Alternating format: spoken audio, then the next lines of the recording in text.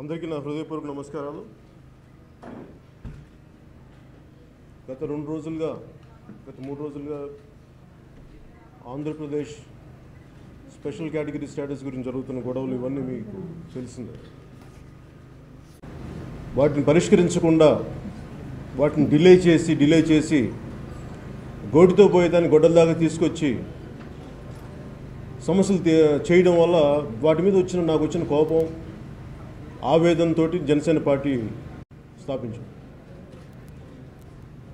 ముఖ్యంగా నాకు దీంట్లో కనిపించేది ఏంటంటే ఆపర్చునిస్టిక్ పాలిటిక్స్, అవకాశవాద రాజకీయాలు. పదవిలోకి రాకముందు ఆకాశాన్ని తెస్తాం, చంద్రుని భూమి మీదకి తీసుకొస్తామని ఆశలు కల్పించి పదవుల్లోకి వచ్చాక, అధికారంలోకి వచ్చాక వాటిని మర్చిపోయి వాటి కుంటి సాకులు చెప్పి తప్పించుకోవడం నాకు నచ్చలేదు. ఇది నా ఒక్కడికే కాదు, అనేక లక్షల మందికి, కోట్ల మంది ప్రజలకి ఆవేదన, బాధ ఇవన్నీ జనసేనని అనే పార్టీని స్థాపించడానికి కారణమైంది. భిన్న సంస్కృతులు, భిన్న మతాలు, భిన్న కులాలు, వీటిని గౌరవించకుండా, వీటిని అర్థం చేసుకోకుండా ఏ ఒక్క రాజకీయ పార్టీ కానీ ఎవరు కానీ ప్రభుత్వాలు నడపలేరు. ఆ రోజున తెలుగుదేశం పార్టీకి కానీ భారతీయ జనతా పార్టీ అలయన్స్కి ముఖ్యంగా నేను సపోర్ట్ చేయడానికి కారణం, అప్పటికి 10 సంవత్సరాలు కాంగ్రెస్ ఉండి సమస్యల్ని తాత్సారం చేసి గోటితో పోయేదాన్ని గొడ్డల దాకా తీసుకొచ్చి ఇంకా పరిష్కరించకుండా ఉన్నందుకు కొత్తగా ఒక పార్టీ కొత్తగా ఒక ప్రధానమంత్రి గారు అవుతున్నారు, గుజరాత్ ముఖ్యమంత్రిగా ఉండి ప్రధానమంత్రి అభ్యర్థిగా ఉన్నారు. ఆయన సమస్యను అర్థం చేసుకుంటారు. అలాగే 10 సంవత్సరాలు తెలుగుదేశం పార్టీ అధికారంలో లేదు. ఇప్పుడు జరిగిన అనుభవాల నుంచి వారు పాఠాలు నేర్చుకొని ఒక సరైన విధి విధానాలతో ముందుకెళ్తారు, ప్రజా సమస్యల గురించి అనుకొని నేను వాళ్ళిద్దరికీ సపోర్ట్ చేయడం జరిగింది.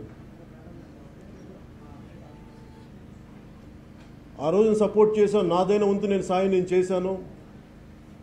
వారి జెండాలు నేను మోసాను.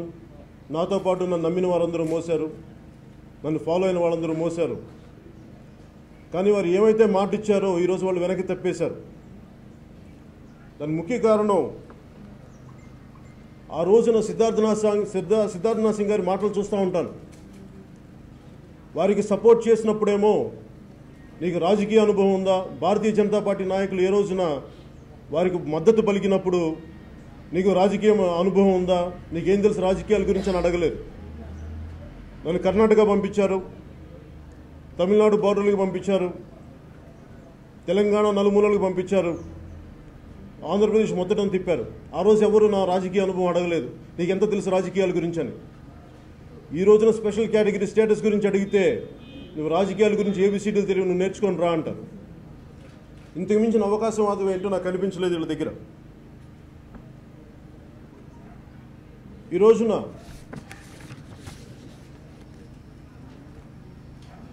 జనసేన పార్టీ నేను ముఖ్యంగా గత 3 సంవత్సరాలు అయిపోయింది.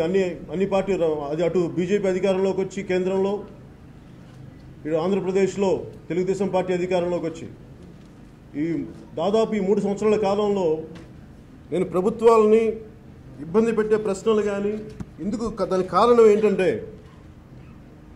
అన్ని రూల్ బుక్ ప్రకారమే కానీ ఫాలో అయితే ఏది నడపలేదు. అప్పుడు cash for note for vote ఇష్యూలో కూడా నేను మాట్లాడకపోవడానికి కారణం, అది ఒక తెలుగుదేశం పార్టీ చేసి ఉంటే, అంతకుముందు ఎవరు లేకుండా తెలుగుదేశం పార్టీ ఒకటి చేసి ఉంటే ఖచ్చితంగా చాలా బలంగా నిలదీసేవాడిని.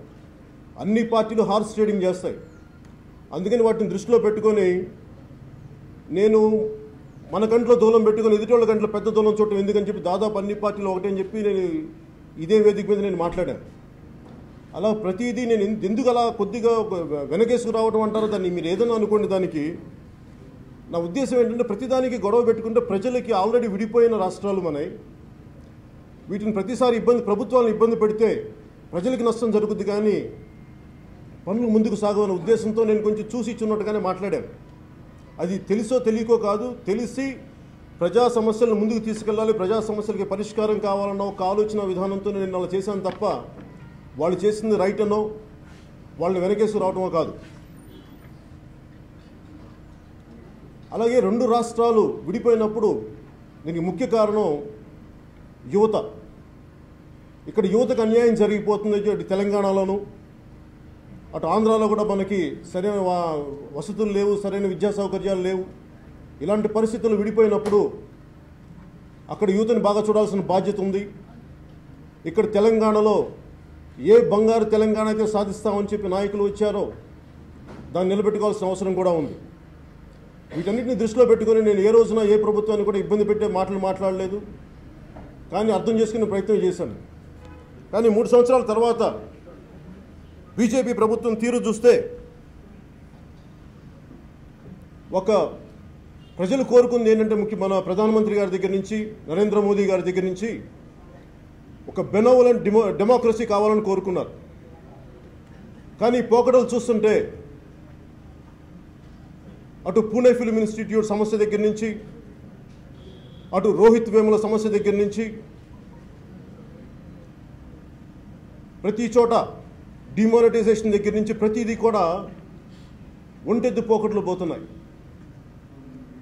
మేము కోరుకున్నది బెనోవలెంట్ డెమోక్రసీ, అంతేగాని not bordering on dictatorial democracy. ఇది మాకు చాలా బాధ కలిగిస్తుంది, బాగా ఇబ్బంది కలిగిస్తుంది. మేము భారతీయ జనతా పార్టీ ప్రభుత్వాన్ని కానీ నాయకుల్ని కానీ మేము ఎంత అర్థం చేసుకుందాం అనుకున్నా కానీ మాకు చాలా బాధగా ఉంటుంది. మింగుడు పడట్లేదు.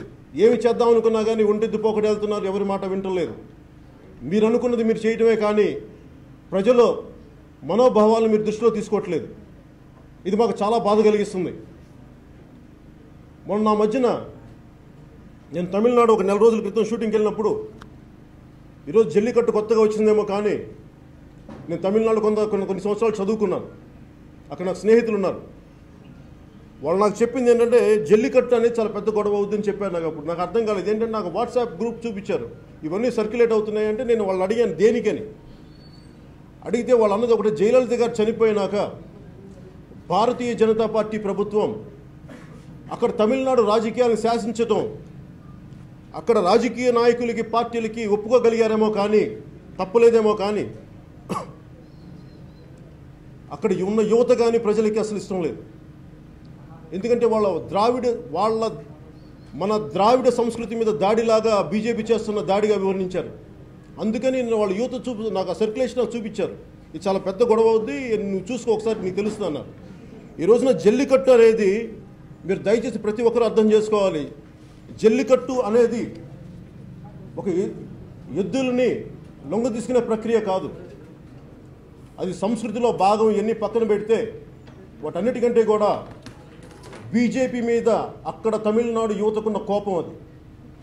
వాళ్ళు అలా చూపించారు బయటకు వచ్చి. వాళ్ళ నాయకులు వాళ్ళకి మద్దతు పలకలేకపోతుంటే, బీజేపీని ఎదిరించలేకపోతుంటే, తమిళనాడు రాజకీయాలను వాళ్ళు శాసిస్తుంటే ఆ కోపంతో వాళ్ళు బయటకు వచ్చారు.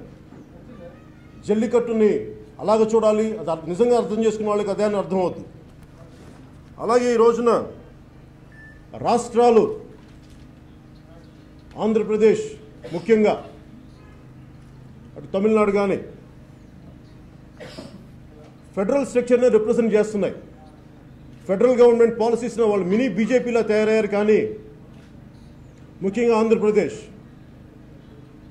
మినీ బీజేపీలా తయారైంది. కానీ అక్కడ తెలుగుదేశం ప్రభుత్వం లేదు. అక్కడ మీరు ఆ రోజున ఒక్కొక్కరు 5 సంవత్సరాలు కాదు, 10 సంవత్సరాలు కాదు, 15 సంవత్సరాలు కూడా సరిపోదని చంద్రబాబు గారు అంటే, వెంకయ్యనాయుడు గారు గొంతు చించుకొని ఇవ్వాలి, రాష్ట్రానికి ఇవ్వాలి, అన్యాయం జరిగిపోతుందని చెప్పి అందరినీ నమ్మకం కలిగించి ఓట్లు వేయించుకొని ముందుకెళ్ళాక ఈ రోజున సంజీవిని విద్యగా అదేమన్నా సంజీవినియా, లేదంటే అది మరిచిపోయిన అధ్యాయం, గతించిన అధ్యాయం అనే మాటలు మాట్లాడుతున్నారు. అంటే మీకు ప్రజలంటే వెంకయ్యనాయుడు గారు మీకు ప్రజలంటే ఆటలుగా ఉందా? మీకు మీ ఇష్టానికి ఒక మాట మాట్లాడి ఇంకో రోజు ఇంకో మాట మాట్లాడితే మేము చూస్తా చేతులు కట్టుకొని కూర్చుంటాం అనుకుంటున్నారా? మీరు ఏమనుకుంటారండి? మీరు స్వర్ణ భారతి ట్రస్ట్ కోసం పెట్టినంత మనసు ఆంధ్రప్రదేశ్ రాష్ట్రానికి గారి పెట్టినుంటే ఈ పాటికి ప్రత్యేక ప్యాకేజ్ ఖచ్చితంగా ప్రత్యేక స్పెషల్ స్టేటస్ వచ్చిండేది. మీరు స్వర్ణ భారతి ట్రస్ట్ కోసం పెట్టినంత మనసు ప్రజా సమస్యల మీద కానీ ఆంధ్రప్రదేశ్ సమస్యల మీద కానీ ఆంధ్రప్రదేశ్ ప్రత్యేక స్టేటస్ మీద కానీ మీరు మనసు పెట్టలేదు. మీరు 3 సంవత్సరాల్లో ఇన్ని రకాల మాటలు మారిస్తే ప్రజలెవరు మిమ్మల్ని నమ్మట్లేదు. మీరు సన్మానాలు చేయించుకోవచ్చు, ఏదైనా చేయించుకోండి, కానీ మీ మాటలను నమ్మే పరిస్థితిలో ప్రజలు లేరు. అలాగే వెంకయ్యనాయుడు గారి పదజాలం ఎలా ఉంటుందంటే స్పెషల్ స్టేటస్ను 5 సంవత్సరాలు కాదు 10 సంవత్సరాలు ప్రసాదిస్తూ ఉంటారు. ప్రసాదించడానికి మీరేమైనా దేవుళ్ళా అండి? మీరేమైనా దేవుళ్ళ దిగొచ్చారా? మీరు అందరిలాంటి మనుషులు కాదా? మీరు ప్రత్యేకంగా దిగొచ్చారా?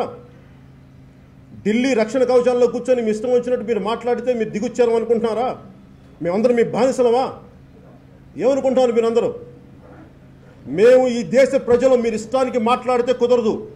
ఒకరోజు ఒక మాట చెప్పి ఇంకో రోజు ఇంకో మాట చెప్తే కుదిరి మేము ఖాళీగా కూర్చునే వ్యక్తులం కాదు, మనుషులం కాదు, ప్రజలం కాదు. మీరు దయచేసి మా ఆవేదన మీరు అర్థం చేసుకోండి. నోటికి వచ్చినట్టు నోటికి ఇష్టం వచ్చినట్టు మీరు 4 మడత తిప్పుతా మాట్లాడితే మేము కూర్చుంటూ సహించేది లేదు. మేము ఇక్కడ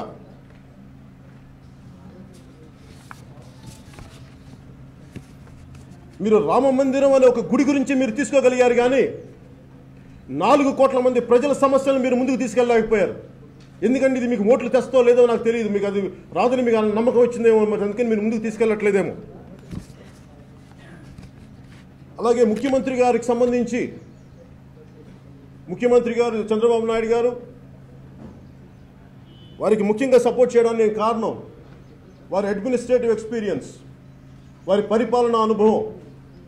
నేను 2014 ఎన్నికల్లో చెప్పాను, వారి పరిపాలనా అనుభవం ఆంధ్రప్రదేశ్కి కావాలి అని చెప్పి.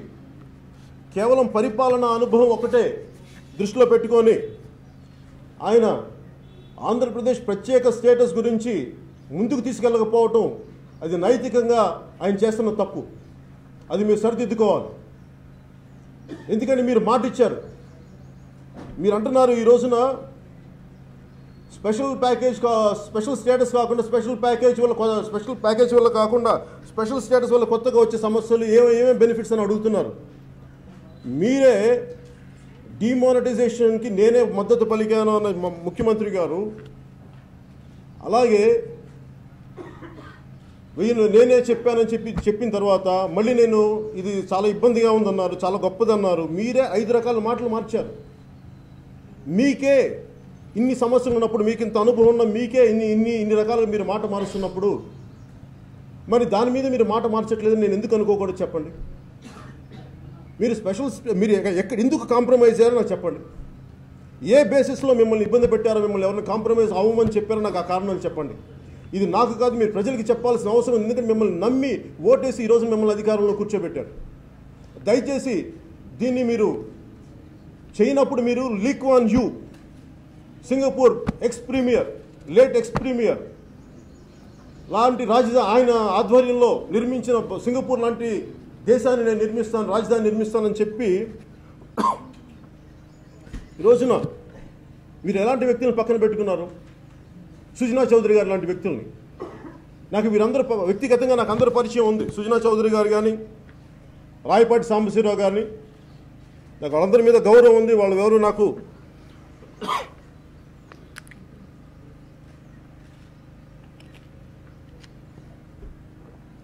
వ్యక్తిగతంగా నాకు ఎవరితో శత్రుత్వం కానీ విభేదాలు కానీ లేవు.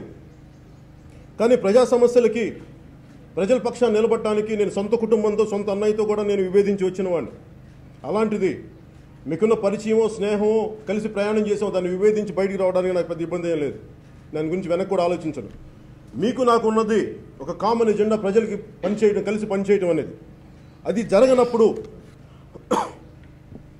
నేను ఎందుకు మీ పక్షం ఉండాలి? ఒకసారి మీరు నాకు చెప్పాల్సిన అవసరం ఉంది. నాకు కాకపోయినా ప్రజలకు చెప్పాల్సిన అవసరం ఉంది. సుజనా చౌదరి గారు మాట్లాడతారు, జల్లికట్టు స్ఫూర్తిగా తీసుకొని మీరు కోళ్ల పందాలు, పందుల పందాలు ఆడుకోమని చెప్పి. ఇదేనండి మీరు మాట్లాడే మాటలు? ఇన్ని కోట్ల మంది మనోభావాలు మీరు కించపరుస్తున్నట్టు కాదా? మరి మీరు ఏ స్ఫూర్తి తీసుకొని మరి బ్యాంకులకి మీరు రుణాలు ఎగ్గొట్టారో చెప్పండి. మీకు ఎవరు స్ఫూర్తి దానికి? ఆ మాట నేను మాట్లాడితే మీకు ఎలా ఉంటుంది? నాకు ఎంతో కాలం సుజనా చౌదరి గారి ఫైల్ ఇచ్చారు మాట్లాడమని, నాకు అర్థం కాలేదు. దాంట్లో నిజాలు నాకేంటో తెలియదు. నేను చెప్పాను వారికి, నాకు ఇచ్చిన వాళ్ళకి, నాకు ఆయన తెలుసు, కానీ నేను మాట్లాడడానికి నాకు ఇబ్బంది ఏం లేదు. కానీ దీంట్లో నిజాలు ఎంత ఉన్నాయో మీరు నన్ను ఎవరైనా వాడుకుంటున్నారా నాకు ఇవన్నీ తెలియదు. మీరు కన్సర్న్, నేనేమైనా జ్యుడిషియల్, నేనేమైనా వేరే కూర్చోబెట్టి నేను ఎక్స్ట్రా కాన్స్టిట్యూషనల్ అథారిటీ కాదు మాట్లాడటానికి. నిజాలు తెలుసుకునేంత యంత్రాంగం కానీ శక్తి కానీ నాకు లేదు. మీరు కన్సర్న్ డిపార్ట్మెంట్స్కి వెళ్ళాలంటే మీరు తర్వాత అది వెళ్ళి మరి సిబిఐలో ఉంది ఏంటో నాకు తెలియదు. కానీ మరి ఏ స్ఫూర్తి తీసుకొని సుజనా చౌదరి గారు మీరు బ్యాంకులకి రుణాలు మీరు తీసుకొని కూడా మీరు దాన్ని ఎందుకు మీరు పే చేయలేకపోయారు? దాని ఈరోజు ప్రైజ్ ఎవరు పే చేస్తారు? మీ వెనకాల మీరు ఇన్ని లోపాలు, ఇన్ని సమస్యలు పెట్టుకొని మీరు ప్రజలను అనే హక్కు మీకు ఎక్కడుంది? మీరు చేతనైతే స్పెషల్ స్టేటస్ కోసం మీరు పోరాటం చేయండి, అంతేగాని చేసేవారిని దయచేసి కించపరచకండి, వెనక్కి లాక్కండి. అలాగే ముఖ్యమంత్రి గారు కూడా, చంద్రబాబు గారు కూడా నేను కోరుకునేది ఒకటే, మీ పరిపాలనా అనుభవం ఆంధ్రప్రదేశ్కి ఒక బంగారు ఆంధ్రప్రదేశ్గా కావాలని మేము కోరుకుంటున్నాం. కానీ రాయపాటి సాంబశివరావు గారు ఉంటారు, పోలవరం కాంట్రాక్ట్లు ఆయన కంపెనీలకు అప్పచెప్పారు. మొన్న ఈ మధ్యన ఇక్కడ రైతులు కూడా వచ్చారు. ఆ రైతుల పొలాల్లో మొత్తం అక్కడ తీసుకొచ్చిన మట్టినంతా తీసుకొచ్చి పచ్చడి పొలాల్లో వేసేస్తున్నారు. అలాగే ఎన్నో అవకతవకలు ఉన్నాయి పోలవరంలో అని చెప్పి రకరకాలుగా నాకు మాటలు వస్తూ ఉన్నాయి. నిజంగా మీకు Lee Kuan Yew, ex Singapore premier మీకు ఆదర్శం అయితే, ఆయన తన సొంత స్నేహితుడిని ఎలాగైతే అవినీతికి పాల్పడ్డ అతని తోటి వారిని, సహచరుల్ని ఆయన ఎలా అయితే శిక్షించారో, అలాగే మీకు ఇప్పుడు సుజనా చౌదరి గారు కానీ, అలాగే రాయపాటి సాంబశివరావు గారు కానీ, ఇలాంటి వాళ్ళందరి మీద అభియోగాలు ఉన్నాయి, వాళ్ళు రకరకాల అవకతవకలు ఉన్నాయని చెప్పి మీరు ఒక ఎక్స్పర్ట్ కమిటీని వారి మీద లాంచ్ చేయండి. ఎందుకంటే మీరు ఒక ఓంబడ్స్మెన్ పెట్టండి రాష్ట్రానికి. ఇలాంటి ప్రాజెక్టులు ఏదైనా అవకతవకలు జరుగుతున్నాయా, ఇలాంటి వాటిని నేను ఉన్నాయంటే ఒక ఓంబడ్స్మెన్, ఒక్కళ్ళు కాదు, ఒక 5-6 మంది ఒక టీంని పెట్టండి, ఎక్స్ జ్యుడిషియరీ వ్యక్తులతోటి, బాగా అనుభవం ఉన్న వ్యక్తులు, ఇంటిగ్రిటీ ఉన్న వ్యక్తులతో పెట్టి మీకు మంచి పేరు తీసుకొస్తుంది. అంతేగాని మీరు కామ్గా నేను వాళ్ళు జరుగుతున్న చూస్తాను, సుజనా చౌదరి గారు ఏం మాట్లాడినా నేను కామ్గా ఉంటానంటే అది జరిగేది అది మీకే మంచిది కాదు. నాకేంటంటే ఈ రోజుకి నేనేం కోరుకుంటున్నానంటే మీరు బెటర్ గవర్నెన్స్ ఇవ్వాలని నేను కోరుకున్నాను. కానీ మొన్న మీరు చేసింది కూడా నాకు చాలా ఇబ్బందిగా ఉంది. మీరు అక్కడ ఆ రోజు అక్కడ పోరాటం చేద్దాం అనుకున్న యువతకి, పీస్ఫుల్ ప్రొటెస్ట్ చేద్దాం అనుకున్న యువతకి మీరు పర్మిషన్ ఇచ్చి ఉండాల్సింది. అది వాళ్ళు నిర్ణయించుకుంది, అదేదో ఒక పార్టీ పిలుపో అదే కాదు, వాళ్ళకై వాళ్ళు నిర్ణయించుకుంది. ఎందుకంటే 26 నేను అనుకున్నాను, ఎందుకు పెట్టుకున్నారండి 26 అనే కారణం ఏంటంటే అందరూ ఒక రిపబ్లిక్ డే కాబట్టి అందరూ ఒక గుమి కొడతారు, అందరూ కలెక్టివ్ వాయిస్ కేంద్రానికి చెప్పొచ్చు అనే ఉద్దేశంతో యువత చేశారు. కనీసం మీరు వాళ్ళకి నడిచే ఒక గంట పర్మిషన్ ఇచ్చి ఉండాల్సింది. దీనివల్ల ఏం జరుగుద్దంటే ఈ రోజున మీరు ఆపేశారు, ఒక ఉధృతిని ఆపారు. దీనివల్ల మీరు పోస్ట్పోన్ చేయగలిగారు, కానీ ఆ ఉధృతిని దయచేసి ఇంక మీరు ఆపలేరు. కాకపోతే నా విన్నపం ఏంటంటే వెంకయ్యనాయుడు గారికి కానీ చంద్రబాబు గారికి కానీ, నేను మీ అనుభవానికి కానీ మీ పెద్దరికానికి కానీ నేను గౌరవిస్తాను. కానీ మీ పెద్దరికం కానీ, మీ అనుభవం కానీ, మీ పరిపాలన అనుభవం కానీ మీకు ప్రజల సమస్యలను ముందుకు తీసుకెళ్ళని పక్షంలో నేను ఎందుకు రోడ్ల మీదకి వచ్చి నా నిరసనలు తెలపకూడదో ఒకసారి మీరు పత్రికాముఖంగా, మీడియా ముఖంగా తెలియజేయండి.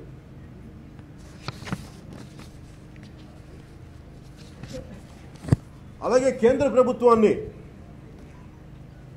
మోదీ గారిని మిమ్మల్ని నమ్మకంతో గెలిపించారు, ప్రేమతో గెలిపించారు. అలాగే రాష్ట్ర ప్రభుత్వాలను కూడా ప్రేమతో గెలిపించారు. కానీ మీరు భయపెట్టి పాలిస్తానంటే ఎట్లా? మీరు ప్రతి ఒక్కరు, మీడియా వాళ్ళు భయపడతారు, ప్రొఫెసర్స్ భయపడతారు. ప్రతి ఒక్కరిని భయపెట్టి పరిపాలిద్దాం అంటే కుదరదు. ఎందుకంటే పరిపాలన అనేది నాయకుడు పాలసీలు బాగలేనప్పుడు ప్రజలు వస్తారు, ప్రొటెస్ట్ చేస్తారు. మీరు చెప్పాల్సిన బాధ్యత ఉంది. అంతేగాని మీరు కేవలం పోలీసుల ద్వారా ప్రతిదీ కంట్రోల్ చేద్దామంటే మీరు ఒక్క పోలీసులతో ఒక కశ్మీర్ని కంట్రోల్ చేయలేకపోతున్నాం. దేశం ప్రపంచంలో సమస్య అయింది. అలాంటిది మీరు దేశం అంతా ఈరోజు జల్లికట్టు అని చెప్పి తమిళనాడులో పోలీసులతో అక్కడ కంట్రోల్ చేయించి ఆంధ్రప్రదేశ్లో యువత ప్రొటెస్ట్ చేద్దాం అనుకుంటే ఇక్కడ అక్కడ కంట్రోల్ చేయించి ఇక్కడ తెలంగాణలో కూడా ఇలా చేస్తే కేవలం పాలసీల ద్వారా మీరు ప్రజలకి కమ్యూనికేట్ చేయాలి కానీ మీరు పోలీసుల ద్వారా ప్రజల్ని యువతని కంట్రోల్ చేద్దామంటే అది మీరు తాత్సారం చేసినట్టు పోస్ట్పోన్ చేసినట్టు అవుద్ది. కానీ ఇది గోటితో పోయేదని గొడ్డల్లాగా తీసుకురావద్దు దయచేసి. మీరు మేము ఏమైనా చేస్తాం, మేము అధికారంలో ఉన్నాం అని మీరు మాట్లాడితే నేను కేంద్ర ప్రభుత్వానికి కానీ మిగతా నాయకులందరికీ ఒకటే చెప్తాం, ప్రజల తరపున మేము కూడా ఉంటే ఉంటాం పోతే పోతాం అన్న స్థాయికి మేము వస్తాం. అప్పుడు వచ్చినప్పుడు నేను వ్యక్తిగతంగా చెప్తున్నాను, నా కుటుంబం ఉంది, నాకు పిల్లలు ఉన్నారు, నా కెరీర్ ఉంది, వీటన్నిటిని వదులుకొని కూడా నేను గొడవ చేయగలను, అన్నిటికీ సిద్ధపడే వచ్చాను పాలిటిక్స్కి. దయచేసి మీరు ఆ విషయం మటుకు మీరు మర్చిపోకండి. అసలు ముందు ఆంధ్రప్రదేశ్ స్పెషల్ కేటగిరీ స్టేటస్ ఇస్తారా ఇవ్వరా అనే దానికంటే కూడా మీరు ఎన్ని మాటలు మార్చారు. మీరు ఒకరోజు ఇస్తామన్నారు, 5 సంవత్సరాలు కాదు 10 సంవత్సరాలు అన్నారు, 15 సంవత్సరాలు అన్నారు, లేదు స్పెషల్ ప్యాకేజ్ అన్నారు. స్పెషల్ ప్యాకేజ్ని ఎందుకు నమ్మట్లేదు చెప్తాను. చంద్రబాబు నాయుడు గారు ఆంధ్రప్రదేశ్ని విడగొట్టినప్పుడు 12 గంటలు విడగొట్టారు, అది చూసాం. అలాగే ప్రజలకు ఉపయోగపడే స్పెషల్ కేటగిరీ స్టేటస్ ఇవ్వలేనప్పుడు స్పెషల్ ప్యాకేజీ దానికి పేరు మార్చాం కానీ దాదాపు అదే అన్నారు. మరి అర్ధరాత్రి పూట ఇవ్వాల్సిన అవసరం ఏముందండి? నిజంగా అది ప్రజలకే మీకు అది సరైనది అయితే మీరు అర్ధరాత్రి పూట అంత హడావిడిగా ఇవ్వాల్సిన అవసరం ఏముంది? మీలో ఏవో తప్పులు ఉన్నాయి. నేను మొన్న అనంతపూర్ సభలో కూడా స్పెషల్ కేటగిరీ వాళ్ళు ఇచ్చిన స్పెషల్ ప్యాకేజ్ ఎందుకు సరైనది కాదు అని చెప్పానంటే, నేను ఢిల్లీ వెళ్ళాను, ఢిల్లీలో ఫైనాన్స్ కమిషన్లో చేసిన మెంబర్స్తో కలిశాను, సెక్రటరీస్తో కలిశాను, ఒక 5 మంది ఎక్స్పర్ట్స్తో నేను ఒపీనియన్ తీసుకున్నాను. వాళ్ళు ఏం చెప్పారంటే మొత్తం రాష్ట్రానికి రావాల్సిన వాటానే వీళ్ళు పేరు మార్చి ఇచ్చారు అని చెప్పి చాలా డీటెయిల్గా ఇస్తే నేను అవే సమస్యలు నేను ఉదహరించాను వాళ్ళు చెప్పిందే. అలాగే పోలవరం అది ఒక ఇంటిగ్రేటెడ్ ప్రాజెక్ట్, అది అటు నీటి అవసరాలకి, అటు వ్యవసాయ అవసరాలకి, అలాగే పారిశ్రామిక అవసరాలకి. కానీ వాళ్ళు ఇచ్చిన ప్రాజెక్ట్ ప్రకారం కేవలం ఇరిగేషన్కే తప్ప మిగతా వాటికి కాదు. దాని గురించి నేను అనంతపూర్లో మాట్లాడిన ఈ రోజుకి దాని మీద సమాధానం లేదు రాష్ట్ర ప్రభుత్వం నుంచి. అలాగే వెనుకబాటు 5 జిల్లాలను వెనుకబాటు జిల్లాలుగా గుర్తించామన్నారు. మరి గుర్తించి మరి పంపించారా కేంద్రానికి? మరి ఎప్పుడు ప్రారంభిస్తారు? వాళ్ళు ఇచ్చింది 5 సంవత్సరాలు, అది కూడా మేము అనుకుందాం. మరి ఎప్పుడు మీరేం ప్రారంభించలేదు కదా, ప్రారంభించిన కాడికి మీరు ఏం న్యాయం చేస్తున్నట్టు ప్రజలకి? అందుకని ఇలాంటి వాటికి సమాధానం లేవు రాష్ట్ర ప్రభుత్వం దగ్గర. కేంద్రంలో ఉండే ప్రతి ఒక్కరికి మీరు ప్రత్యేకించి దయచేసి పుట్టలేదు, మీరు అందరిలాంటి మనుషులే. మీరు రక్షణ వలయాల్లో కూర్చొని మీరు శాసించండి, బాధ్యతలు తీసుకున్నారు, మేము వాటిని గౌరవిస్తాం. కానీ అది మీ వ్యక్తిగత ప్రతిష్టలకో లబ్ధికో మీరు ఇష్టం వచ్చినట్టుగా మా మీద రుద్దాలనుకుంటే మటుకు, ముఖ్యంగా దక్షిణాది రాష్ట్రాల నుంచి మీకు చాలా పెద్ద ఎత్తున నిరసనలు వస్తాయి. దయచేసి వాటిని మీరు మర్చిపోకండి. మీకు ప్రజలు బానిసల్లా కనిపిస్తున్నారేమో, బానిసలు తిరగబడితే ఎలా ఉంటుందో కూడా మీకు తెలుస్తుంది వచ్చే రాబోయే కాలం. నేను మొన్న ఈ మధ్యన ఉత్తరాది దక్షిణాది వివక్ష అని చెప్పాను. కొంతమందికి ఇబ్బంది కలగచ్చు, అదే నాకు తెలుసో తెలియకుండా తెలిసే మాట్లాడాను. దానికి కారణం ఏంటంటే దాదాపు 1500 మంది చనిపోతే కానీ తెలంగాణలో అక్కడ హెడ్లైన్స్ అవ్వవు, నేషనల్ హెడ్లైన్స్లో. తెలంగాణలో కొన్ని 100 మంది చనిపోతే కానీ జాతీయ స్థాయి అట్రాక్షన్ రాదు, దృష్టి రాదు. అప్పుడు ఇలాంటి సమస్య ఉందా తెలంగాణకని అలా అందరూ కదిలి వచ్చారు. కానీ ఢిల్లీలో ఒకటి తుమ్మినా, ఒకళ్ళెవరో కాలు జారి పడిపోయినా అది మొత్తం జాతీయ న్యూస్. అంటే మీరు రాష్ట్రం దేశం అన్నీ ఒక సమిష్టి ఇది అనుకున్నప్పుడు మీరు ఎందుకు సమానమైన అవకాశాలు ఇవ్వరు? జాతీయ స్థాయి పత్రికలు కూడా అర్థం చేసుకోవాల్సింది. దక్షిణాదికి కూడా మీరు దయచేసి ఇంపార్టెన్స్ ఇవ్వండి. అంతేగాని కూర్చోబెట్టి ఎంతసేపు ఉత్తరాది తాలూకు న్యూస్నే మాకు రుద్దితే దక్షిణాది తాలూకు మీరు చెప్పరా? మీరు హిందీ మేము గౌరవిస్తాం, దక్షిణాది భాషను కూడా మీరు గౌరవించండి, మేము కోరుకుంటున్నాం. అది కేవలం ఓట్లకే దక్షిణాది వారా? మిగతా వాటికి కాదా? ఆత్మగౌరవం లేదా మాకు? రోడ్ల మీదకి రావాలా మేము? దయచేసి మీరు అర్థం చేసుకోండి. దీని కారణం కూడా మీరు ఒక రాష్ట్రాన్ని విడగొట్టినప్పుడు, దక్షిణాది రాష్ట్రాన్ని విడగొట్టినప్పుడు తేలిగ్గా 12 గంటల్లో విడగొట్టగలిగిన మీకు యూపీ కానీ విదర్భ కానీ 4 రాష్ట్రాలుగా విదర్భని మహారాష్ట్ర నుంచి విడగొట్టాలని, ఉత్తరప్రదేశ్ 4 రాష్ట్రాలుగా విడగొట్టాలని ఎప్పటి నుంచో ఉంది.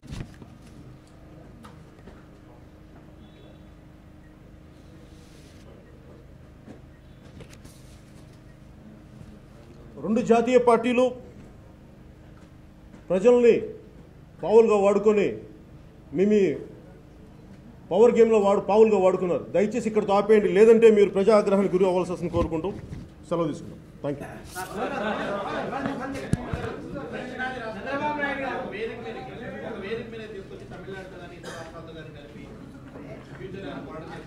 దక్షిణాది రాష్ట్రాలు అన్న దానికి కారణం ఏంటంటే, I'm very clear about what I'm saying. We love our motherland.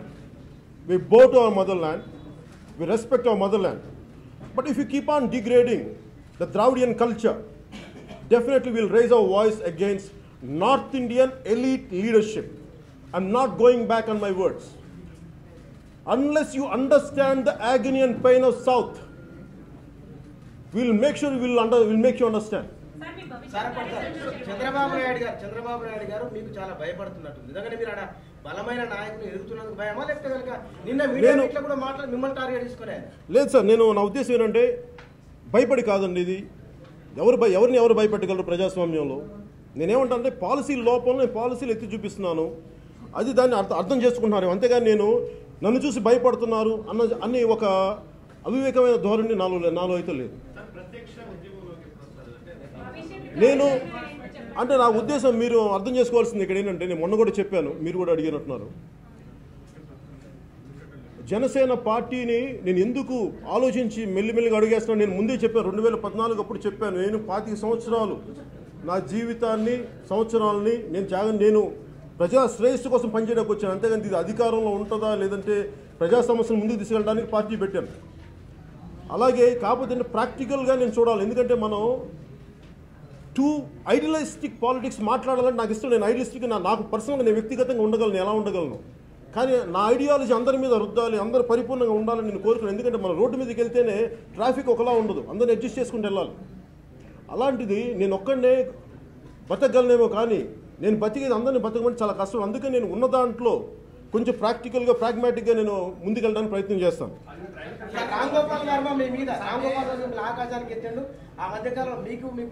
నేను రామ్ గోపాల్ వర్మ గారి నుంచి ఒకటే మాట చెప్తాను. ఆయన ఈ సభలో మాట్లాడే వ్యక్తి కాదు కానీ, బట్ స్టిల్ ఆయనకి ఒకసారి సభాముఖంగా మీడియా ముఖంగా once for all I'll never speak about him again. ఆయన దాదాపు 50 ఏళ్ళ పైబడ్డ వ్యక్తి, ఆ మధ్యనే పెళ్లి చేసిన కూతురు, పైగా పెళ్ళి అయిన కూతుర్ని పెట్టుకొని పోర్నోగ్రఫీ ఫిల్మ్స్ని నేను కలెక్ట్ చేసుకుంటానని చెప్పి వ్యక్తి మాటలు దానికి ఏం గౌరవం, ఏం మాట్లాడమంటారు? ఆయన మాట్లాడి ఒక రోజు నన్ను ఎత్తచ్చు, ఒక రోజు నన్ను తగ్గించవచ్చు. వీళ్ళందరికీ నేను సమాధానం చెప్పుకునే స్థితిలో నేను లేను.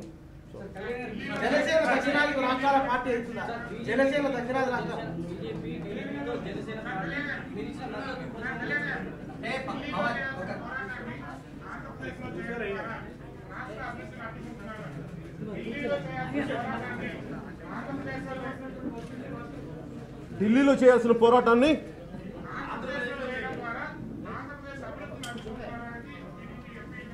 ఎట్లా అభివృద్ధిని అడ్డుకుంటున్నాం అండి? నేను నిజంగా ఆంధ్రప్రదేశ్ అభివృద్ధిని అడ్డుకోవాలని నేను ఉండేవాడిని కదా. అది యూత్ పిల్ నేను మాట్లాడాలని. ఇందాక మీరు అడుగుతున్నారు జనసేన ఏం చేస్తుంది అనేది. ఎందుకంటే నేను ఇంత భావజాలం, ఇంత ఆలోచన విధానంతో మాట్లాడుతున్నప్పుడు నాతో నిలబడటానికి చాలా మందికి ఇబ్బందిగా ఉంటుంది. దాన్ని ఎందుకంటే కొత్త తరం నాయకుల కోసమే చూస్తున్నాను, కానీ ఆల్రెడీ ఎస్టాబ్లిష్ లీడర్షిప్లో చాలా భయాలు ఉంటాయి, చాలా ఇబ్బందులు ఉంటాయి. That's a problem. ఇలాంటి మరిన్ని తెలుగు టాపిక్స్ గురించి తెలుసుకోవాలంటే మా తెలుగు ట్రెండ్స్ ఛానల్ కి సబ్స్క్రైబ్ చేయండి.